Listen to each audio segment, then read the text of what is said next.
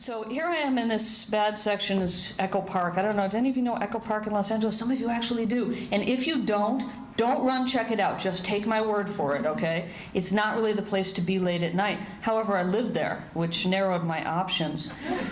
So I'm driving home, and I should tell you that the car I was driving was not in good condition, because at least I'm pleased to be able to say that I was young 24 years ago. I know it's hard to imagine. And I had this theory about cars when I was younger. I thought that it cost less money if you didn't take your car to the mechanic. It's a logical theory when you think about it, because mechanics cost money, so you don't go, so you save money, you know? So that's one of those theories that works very well until the day it doesn't anymore. So this is a story about the day it stopped working. So I'm coming home late.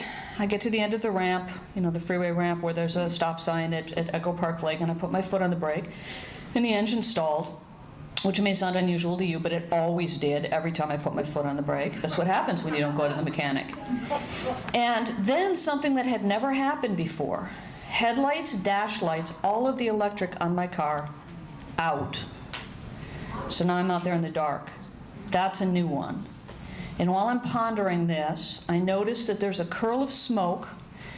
Right away, you know this is not good news, right? Wherever the smoke is, however the smoke is, right away you're thinking, that's not good news. Coming through the firewall from the engine side, and it's curling up under the dashboard, and it's beginning to fill up the passenger compartment where I sit. Now, when you're in your car in a bad neighborhood late at night, you probably know this already, you have a very powerful incentive to stay there with the doors locked. But now the car's filling up with smoke, which has got to be like the textbook definition of being between a rock and a hard place, right? So once again, just so you don't have to go out and do your own research, I will tell you the smoke wins. You're going to get out of the car at that point. So I got out of the car, and now I'm outdoors in this bad neighborhood late at night. And I looked up and I saw that there were two men, two total strangers, running in my direction very fast, and one of them was holding a blanket. Many thoughts danced in my head, not a single one of which had anything to do with rescue. As a matter of fact, I think the first thought in my head was, I never made out a will. And then, of course, I realized that it didn't matter because I had nothing to leave to anyone anyway, except the car, which is on fire. So I really thought that those were going to be the last few moments of my life. I mean, you have that moment where your life flashes before your eyes. Really never occurred to me that they might have been running to my aid. But oddly enough, that's exactly what happened. Apparently, they'd been driving by. I say apparently because I never really got to talk to them. Saw the trouble that I was in, pulled their own car over to the side of the road, took a blanket out of their own trunk. One of them popped the hood of my car. The other one, actually popped it from the inside. The other one actually opened it, leaned his whole upper body into my flaming engine compartment, and put the fire out by hand with the blanket. Now, just to stop and review what I find important in this story, his upper body, my flaming engine compartment. Isn't that an interesting combination between total strangers? So right around the time he got the fire put out, the fire department showed up, which I thought was interesting because none of us called them. And see, now once again, the kids go, okay, somebody had a cell phone and you didn't know it. No, not in 1978. I really don't think so. Apparently, some other Good Samaritan driving on the freeway behind us had seen what was happening and called the fire department. Now, I absolutely guarantee you, in that situation, I would have done that for a stranger. If I'd seen you broken down with your car burning, I would have stopped at the next call box and called the fire department for you. Not sure about the thing with the upper body and the flames. I don't know about now, but at the time I don't think I would have been ready for that. And so, to make a long story short, which perhaps is too late for that, I'm not sure. In the confusion of talking to the fire department, and by the way, one of the things I learned from them is that we all could have been killed. You know, a car on fire is a lot like a Molotov cocktail when you think about it. You know, you have a big tank of flammable liquid with a fuse that goes into it, and once it's burning, you have some problems.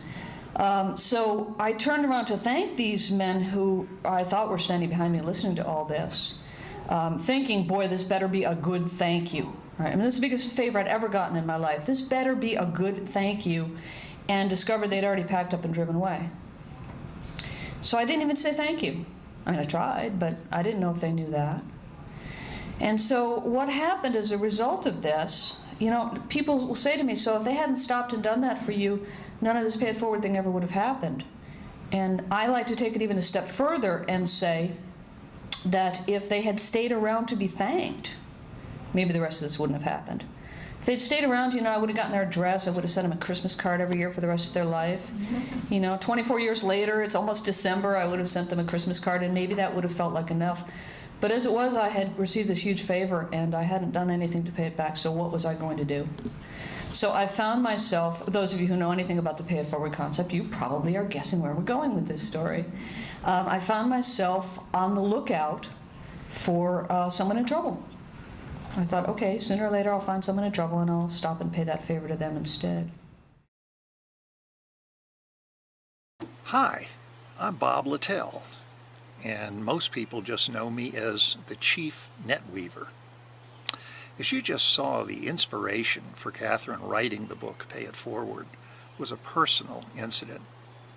That's true for many of the greatest new ideas, concepts, and in this case, a personal experience of the author. In Catherine's book, Pay It Forward, as well as the Warner Brothers movie by the same name, after you've been helped by someone, you're required to pay it forward by helping 3 other people. Wouldn't it be a wonderful world if everyone followed Trevor's plan? He's the hero in the book and the movie. His idea was in response to the teacher's optional homework assignment. Create something to change the world, but then you have to put it into action.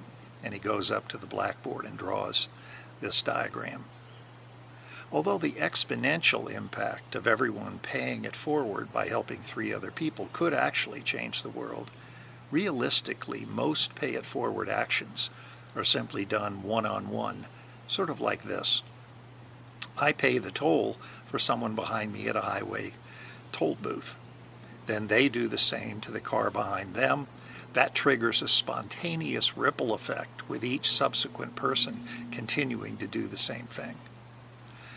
Paying it forward one-on-one rather than 3 for 1 may not change the world, but just imagine what would happen if each of us was out there every single day looking for ways to help someone else, and with only a request that they return the favor by paying it forward, thus setting up a ripple effect whose ultimate impact is always totally unknown and sometimes absolutely amazing. So what's really behind these spontaneous acts of altruism? Maybe it's in our genes. Studies have shown that there's actually such a thing as a helper's high, just as there are endorphins that kick in for athletes at a certain peak exercise levels. It's been proven that the brain emits endorphins as a byproduct of helping someone.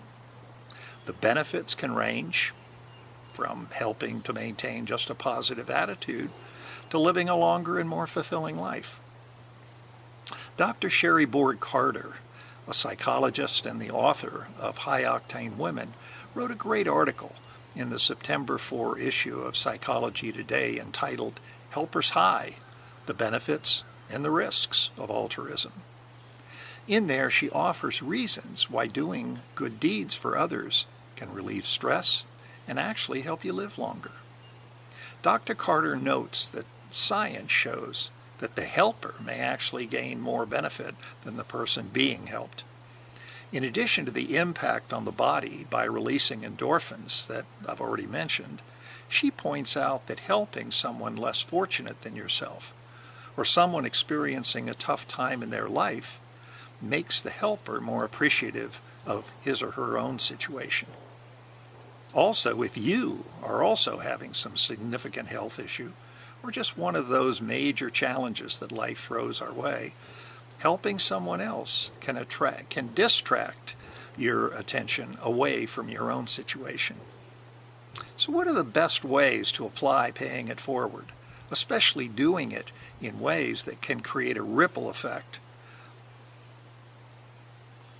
That ripple effect can be goodness. It can spread it and expand. Catherine and I met about the same time as the movie Pay It Forward came out. I'd created a concept called NetWeaving, which reverses the more self-serving objective of traditional networking.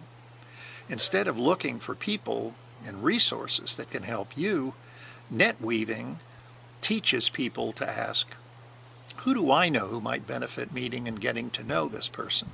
Or what resources do I have, or those of someone in my trusted resource network, that I or we could gratuitously offer someone in order to establish and build a trusted relationship or just a friendship? The most powerful action step of NetWeaving involves setting up and hosting meetings to introduce two people that you think would benefit getting to know each other. You also facilitate the meeting and primarily focus on helping them find ways that they can be of help to each other, as well as to discover people that they know in common that they may not even realize. Over my years of NetWeaving, I've found that in about 8 out of every 10 meetings that I've hosted, somewhere toward the end of the meeting, one or both of the persons I brought together would turn the table on me and say, "Bob, this has been great, but how can we help you?" Well, I just got in the habit of saying, why don't each of you just Pionto? That's P-I-O-N-T-T-O. They'd look at me kind of funny and I'd say, yeah, you pass it on to 2 others, meaning take turns hosting a meeting for each other, or just host a separate meeting for 2 other people who you know who would benefit meeting, and kind of just like I've done for the 2 of you. After a number of these NetWeaving presentations I was making, people kept coming up to me afterwards and telling me that my Pionto concept reminded them and was very similar to the concept in a movie they'd just seen, Pay It Forward. I finally went and saw the movie, then I bought the book and read it, and then I called Catherine Ryan Hyde, the author of the book, and she saw the same connection I did between the 2 concepts. We've since become great friends, and when Catherine decided to step down from running and being the president of her foundation, I became the first elected president of the Pay It Forward Foundation and still serve on the board. Although I have many stories that demonstrate the ripple effects that NetWeaving and Pay It Forward have inspired over time, here's one of my favorites, and although it began several years ago, the ripples are still expanding today. About 6 years ago, a client of mine asked me to have lunch with him. He gave me a copy of a music CD presented to him by the recording artist Curtis Reed. My client had met Curtis while Curtis was performing a eulogy at a funeral for a mutual friend of theirs. I was introduced to Curtis, and we've since become best of friends. I wanted to help Curtis, and so I decided to put my NetWeaving skills into action. Regarding my connection with Curtis, as a result of my research contributions, as well as my vocal participation in an early version of a new song, I'm co-writer with Curtis Reed and Jane Biles of the song Georgia's Got It All, and with my NetWeaving help, we plan to make this song the economic development theme song for all of Georgia. As a result of my NetWeaving Pay It Forward ripples, not only do I have one of the best and strongest new relationships in my life, but I can now add songwriter to my repertoire of NetWeaving skill sets. One of those connections that I made through another friend was to a politically well-connected individual, Roger Wise, who's opened a number of doors for Curtis all the way down to the capital of Georgia and to the Lieutenant Governor's office. But as a result of another connection I made for him, it's triggered a ripple effect going forward that will have one of the greatest long-term impacts of any NetWeaving I've ever done. Oh, by the way, that's our dog. It involves a friend in Newnan, Georgia, Mark Whitlock. Mark has had a major impact on economic development for that area of Georgia, as well as within the entire state. When I told Mark about Curtis and a ballad he'd written and recorded called Take Me Back to Georgia, Mark said we should come to Newnan to see their new performance center where Curtis might possibly perform sometime in the future. Another friend, who's an intellectual property attorney, Rick Walker, and a music lover and violinist himself, asked if he might join us there to visit the Newnan Performance Center. Incidentally, Rick had already agreed to do some pro bono copyright work for Curtis.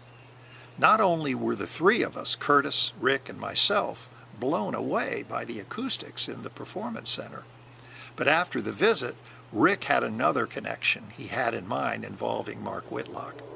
Turns out, Rick had identified a weakness that Georgia had, whereas almost all the surrounding southern states already had a state automobile manufacturers association.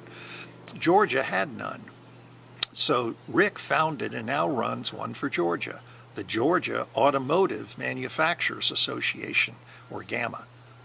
As a way of paying it forward for Mark's invitation and tour of the Noonan Performance Center, Rick helped introduce Mark to Stephanie Ziska, who just happened to be the CEO of the German-American Chamber of Commerce of the Southern United States, and who just also happens to be in charge of developing German-U.S. apprenticeship programs in the automotive industry and in other industries. Well, guess what is Mark Whitlock's major career achievement? He started the Central Education Center in Noonan, Georgia. That program has since been replicated over 40 times in Georgia and now in other states. These college and career academies link high school students with technical colleges in Georgia to help high school students who already know they want hands-on skills and who don't want to go on to attend a regular four-year college, at least not right out of high school, and allow them to be dually enrolled in their high school and also in a technical college or academy.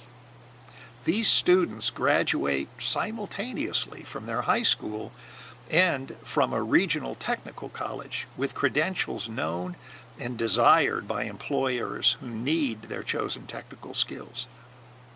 As a result of this connection was the first German-American apprenticeship program involving U.S. high school students who begin at age 15 and who are apprenticed with German, Japanese, Canadian, American, and other manufacturers, being paid and with a guaranteed job upon graduation. In my own writings on NetWeaving, I describe the underlying motivation for NetWeaving not being done mostly out of pure altruism, but rather what I like to refer to as enlightened self-interest. By that, I mean your motives are purely to be of help to someone, but because you so strongly believe in the law of reciprocity and what goes around does come back around, you have the confidence to know and believe in many or most cases you will somehow benefit, sometimes immediately, but more often sometime in the future, and you shouldn't feel any guilt for that feeling. I hope my talk has not only given you some insights into the concept of pay it forward and NetWeaving, but that you will be inspired to incorporate both of them into your daily lives. Not only will they enhance the quality of your life, but if you own a business or just are part of one, both concepts can make your business and your career more successful. Thank you so much for your time, your attention, and I hope you will pay it forward and get out there and NetWeave. Thank you very much.